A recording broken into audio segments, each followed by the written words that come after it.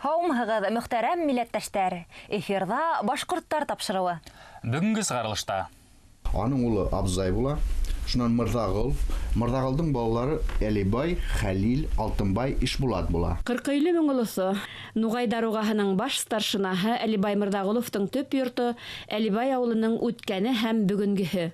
Беҙҙең Сөләймәновтар тоҡомо танылған ҡурайсылар, йырсылар булды. Һәм мин шунан инде ата-быуындарҙан килгән, аманат булып килгән был таланттыр дип уйлайым. Һәүәҫкәр йырсы, композитор һәм шағирә Минзәрә Ҡошова.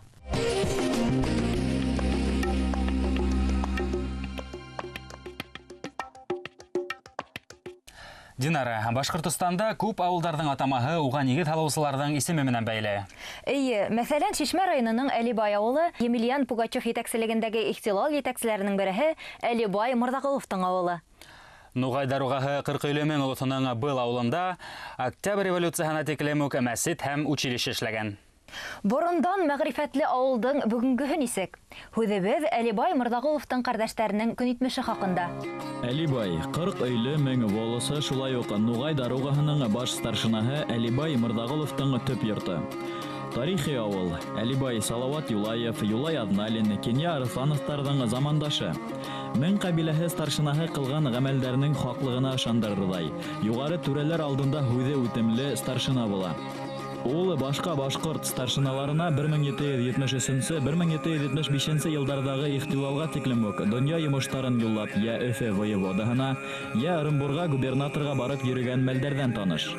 Кинйә Арыҫланов, Кинйә полковник уға үҙенең хаттарында сер тотор дуҫым тейеп өндәшер булған. Әлбей ауылы беҙҙең Дурас ауыл советына керә. Дурасов ауылы инде ул элек урыс ауылы булған. Аның тарихы ҡыҫҡаса ғына әйткәндә, бында 1770-75 йылларда бит инде крәҫтиәндәр сугышы булған.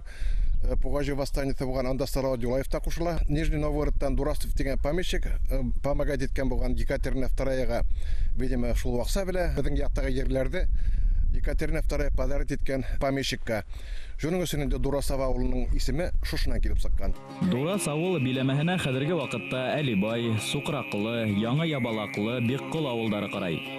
Әлибайҙа башланғыс мәктәп эшләй. Балалар һаны аҙ булһа ла, ауылыбыҙҙың киләсәге бар. Ҡасандыр йәштәр ҙә ҡабыттан ауылда төпләнә башлар тиеп өмөтләнәләр бында.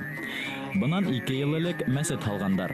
Дин буйында һәр ауылда революцияға тиклем мәсетләр эшләп килгән. Бына беҙҙең күрше Суҡраҡлы ауылдары, Бигеш ауылы менән хәҙер юҡ инде, ҡыҙғанысҡа ҡаршы. Ҡаҙанғол ауылында бик күп ауылдарҙа мәсет булған. Мәсет булғас, кешеләр дә йөрөр, дингә ынтылырлар. Беҙҙең ауыл йәшәр тип уйлайбыҙ. Тарихи сығанаҡтарҙа Әлибай Мырҙағылов Емельян Пугачев етәкселегендәге яуға Нуғай даруғаһы башҡорттарын алып инә. Һуғыш аҙағына ул батша хөкүмәте ғәскәрҙәре яғына сыға. Әбей батша Екатерина II-нең ярлыҡауына өлгәшә. Ихтилалдан һуң тыныс тормошта йәшәй. Үҙ үлеме менән вафат була тейелә. Уның яҙмышы хаҡында ауыл аҡаҡалдары бына ни һөйләй. Салауат Юлаевны тотҡас, Кинйә Арыҫланов сығып киткән. Ҡаҙағстан яғына, Әлбәй Мырҙағылов Стәрле яғына ҡайтма, бында Әлбәйгә килгән ҡайтҡан. Шунан Әлбәйҙә тотоп, алып китеп, ниҙә Унан да йыраҡ түгел бер тау башында асып үтергәндәр Әлбәй Мырҙағыловын итеп. Оның әле йыраҡ түгел инде атҡан. Ҡәбере мында. Оның нәҫелнең сатҡылары бар. Самигуллин фамилиясы белән ҡалдылар алар. Ауылдың тыуған яҡты өйрәнеүселәре тарихи фараздар буйынса ғына эш итмәй. Архив мәғлүмәттәренә таянып, ата-бабаларының тарихын, шәжәрәләрҙе тергеҙә. Беҙҙең нәҫелдең башлаусыһы булып тора Тетей, Көтөпей, Абзай, шунан китә Мырҙағыл. Мырҙағылдың балалары Әлбәй була, беҙҙең ауылға нигеҙ һалыусы. Ул 4 даруғаның вәкиле була. Мәскәүгә, ул батшабикәгә хатлар яҙа. Ул бик уҡымышлы кеше була заманында. Ул старшина була. 40 мең волосының старшинаһы була. Ул безнең нәселдән тархандар тукымынан була. Касандыр олы күз булган Әлибай Мырдагыловтың авылында хәзерге заманда 81 йорт исәпләнә. Авылдың эшкә яраклы халкының күбеһе зур калаларга, шул исәптән Өфөгә йөреп эшләй. 12 яшькә тиклемге балалар саны барлыгы 64. Уларның яртыһы гына ла авылда төпләнһә, Әлибайның тарихы өзелмәячәк. 5 бала бар. Өсөһе үҙаллы дөнья көтәләр. Диде кызым Аллаһ тегендә эшләй, икенчесе Лиләтишне беткән декретта утыра әле. Малайым инде өченче. Тоже үҙаллы дөнья көтә Кузьмик авылында. Үз гаиләһе бар. Саватчик булып эшләй. Ике укучыбыз бар әле, алар Дурас мәктәбендә укыйлар. Унысы һәм 5нче класста. Алар менә мәктәп бикләнде, Дураска автобус менән йөртәләр. Колхоздар бетергәс, безнең халык аптырашта калманы. Мен уверен шулай дип әйтәм, һәр кеше ябышты дип әйттек була инде, тотынды үзенең эшенә. Ябай гына дип әйткәндә инде бездә мал тота башланылар, мал саннары кәмемәне, кеше саннары да кәмемәне. Шул бер уровеньда тора. Вот, менә курслык белән заниматься иткән кешеләр бик байтак. Малсалык белән ат үрсәтәләр халыклар. 19-нчы буатадагы 20-нчы буат башында гына был яктарда халык үз-үзен тәэмин итеп яшәгән. Тимер юлы һалынгас, Үҙәк Рәсәйдән күп халык башкортларга кымыз менән дәваланырга килгән. Шафран, Раевка касабаларына тиклем поезд менән килгән юлсыларды башкортлар үзләре ылау менән барып таратып алган. Дим буйлап урынлашкан башкорт авылдарына яй һайын 100-гә тиклем кеше берешәр ай ятып дәваланган. Ошо эшләрне бүген дә дәвам итәргә мөмкин булыр ине. Авыл биләмәһендә бернисә шәхси хуҗалыкта йылкы үрсетәләр. Касандыр ата-бабалар кәсебе кымытсылыкты тергедергә уйлай улар.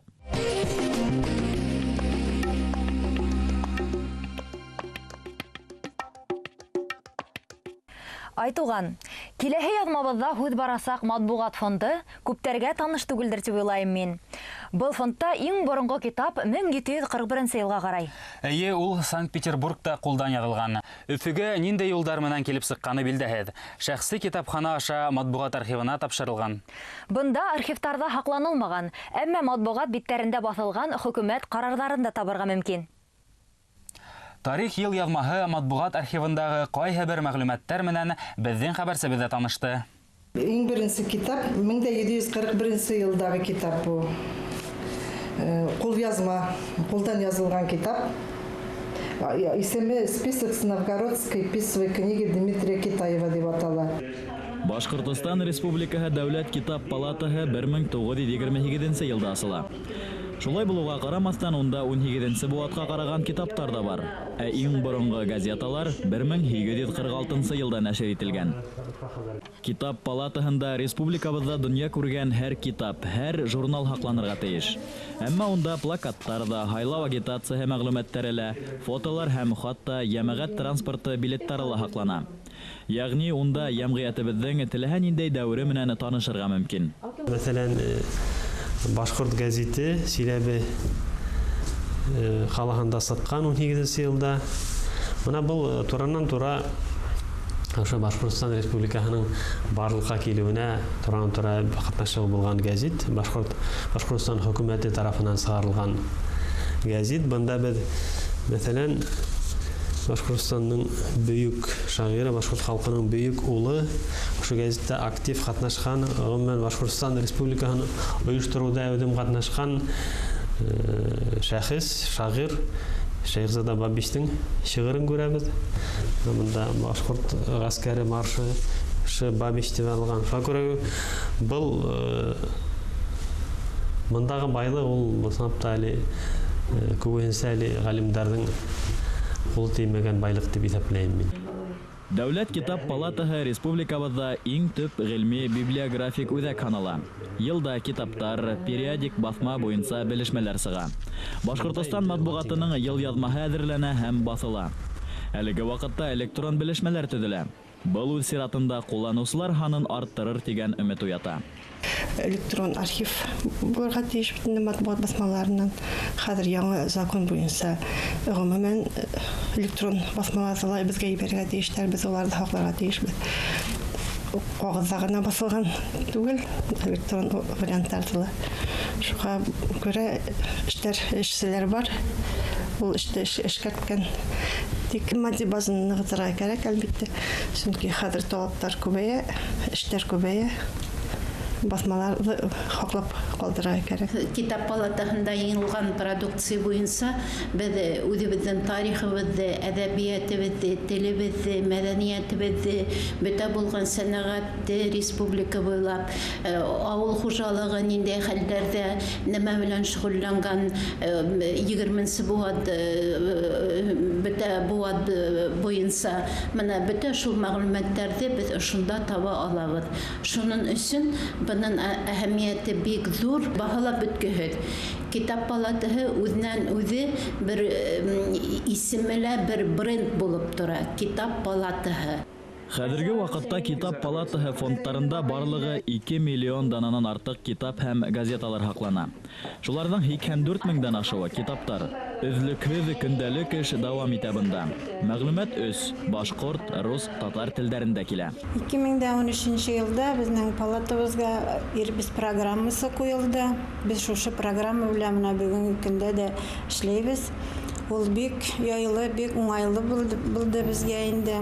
Уже тизрәк эшләргә, тизрәк мәкаләләрне, китапларны теркәргә бик яйлы программа булды. Без менә бик шатбыз аңа.